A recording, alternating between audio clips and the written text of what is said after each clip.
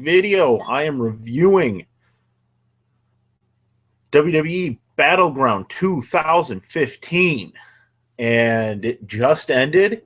And boy, this show elicited some very different emotions out of people. Let's get it started. Where it started, the kickoff show. King Barrett versus R-Truth, known as King What's Up. R-Truth cracks me the fuck up. He's just this fucking crazy-ass guy running around with a damn plunger and a towel around his neck and a Burger King crown calling himself king. He is nuts, and I love how it gets under Barrett's skin, but I am really glad this feud seems to be over because Barrett needs more than a lower card pre-show comedy feud. And Barrett got the win with the bullhammer in a pretty decent match. And then we get, to kick off the show, we get Randy Orton, the hometown guy, versus Sheamus. And this was an okay match. The crowd was really into it since Orton's their hometown guy. And it was, both guys put in a good effort, but it just, I'm not saying it didn't click. It's just these two have worked together far, far too much for it to be a really, really good match. And that's, I think, where this match went from where it would have been really good to okay, in my opinion, at least. And then we have the tag title match with the New Day versus the Primetime Players. And I am a fan of both teams. I really like the New Day, especially since they turned heel. And they have been really funny, really good at being those assholes that just rip every city they're in, but do it while complimenting people. And they are really good in the ring. Those three have really good chemistry together, and it didn't disappoint tonight. And they had a really, really good match. And Primetime Players won over. And Titus O'Neil looked like a fucking badass the entire match. And Titus O'Neil is over his shit. And I think that's really good. I think Titus O'Neil is finally coming into his own. He's finally realizing what he's capable of. And that's good because Titus O'Neil could be a really good asset for WWE to have in the future. And then we had Bray Wyatt versus Roman Reigns. And this feud has been really, really good. And the match lived up to it. They just beat the hell out of each other. It was a very hard-hitting, stiff match. And with some really, really good spots. But I didn't particularly care for the finish. Just Luke Harper came out in a hood and attacked Roman with the referee's back turned and then threw him into Wyatt. And then, so the Wyatt family's back together. Like they should have ever been split up in the first place. They shouldn't have. They should have fucking just stayed together. But I digress. And then on to the match that's going to give everyone a freaking brain hemorrhage. And that is John Cena versus Kevin Owens. And it was another solid effort by Owens and Cena in the match. And they tore the house down. They beat the hell out of each other. They kicked out of 10 billion moves. John Cena kicked out at 210 times. Yes, I counted.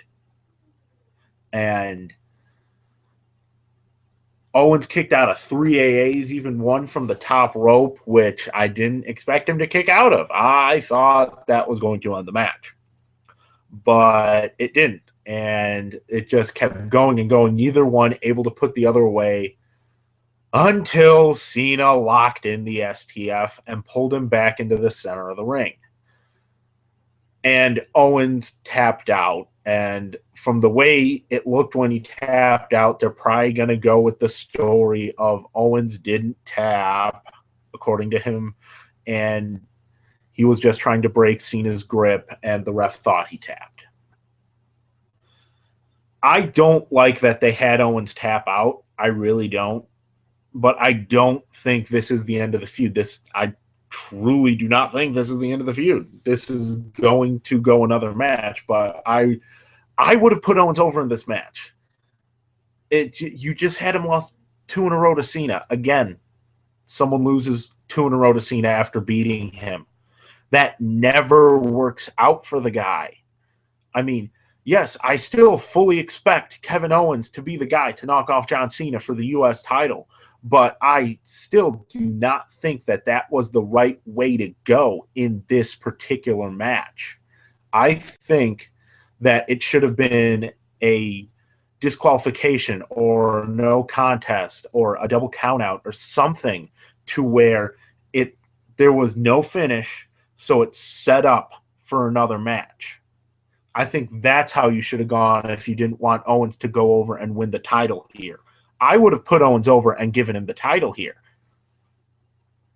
But WWE's thinking is either A, it'll be bigger at SummerSlam, or B, they can't have the same guy beat John Cena twice. And I really hope that their thinking is not that the same guy can't beat John Cena twice, because that would be the most backward-ass, stupid thinking in the entire world.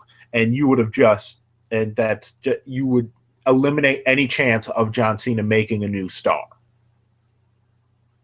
And I really think Cena has the capability in the ring to make a new star. And he has up to this point with Kevin Owens. If they have another match and Owens loses, Owens is not a star anymore. Owens is going to need to be built back up because WWE will have ruined it. You cannot lose 3 matches in a row to the same guy and be a star. That's not how it works. That's not how the realm of wrestling works. I may have defended this, but if John Cena wins at SummerSlam or whenever they face next, no, that's not okay. That's not good. You have fucked up with Kevin Owens if that happens. And now on to the impromptu match of the night, the Divas match. At least I may be out of order with this. And it was a triple threat match with each one of the 3 separate factions set up on Raw with Paige, Charlotte, and Becky Lynch and Team Bella. And then Tamina, Naomi, and Sasha Banks. So it ended up being Brie Bella versus Sasha Banks versus Charlotte. And those 3 actually put on a very, very good match. And Charlotte ended up getting the win with the figure 4, which she does a really good figure 4. I love how she does the back bend with it and just puts all the more torque on the leg. That is a quality version of the figure 4 she has. And I love that they put Charlotte over. I think that Charlotte might be the one to end Nikki's reign, and probably sooner rather than later. I think they might just have her beat AJ's reign, so AJ is off the record books because she's married to CM Punk, and they don't want that.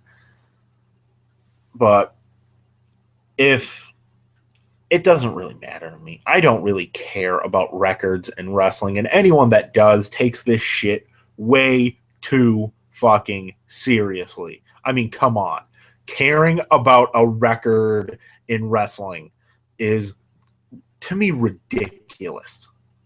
Now, I love wrestling, but I don't care about who's held what title for the longest, because at the end of the day, that doesn't matter.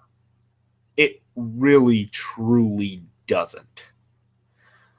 And then on to the main event. Brock Lesnar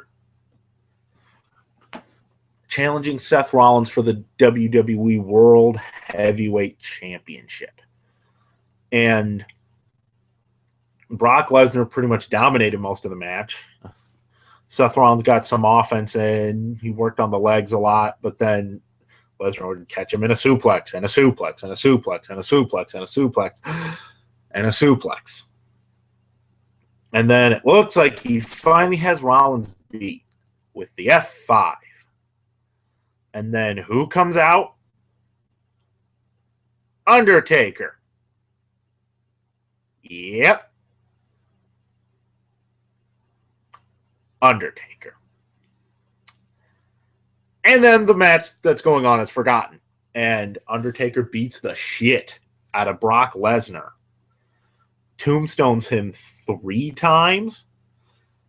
And leaves him laying in the ring and poses.